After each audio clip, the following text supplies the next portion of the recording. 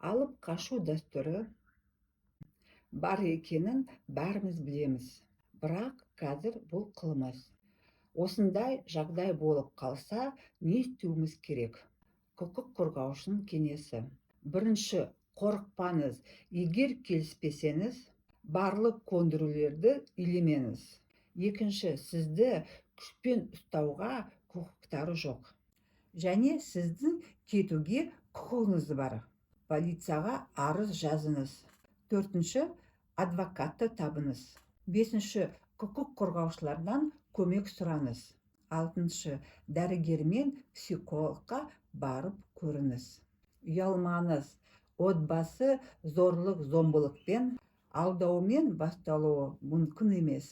Ең бастысы, қыз баланы ата-анасы, аға-әпкелері қолдау керек. Сонда ғана ол қорған болып бақытты болады.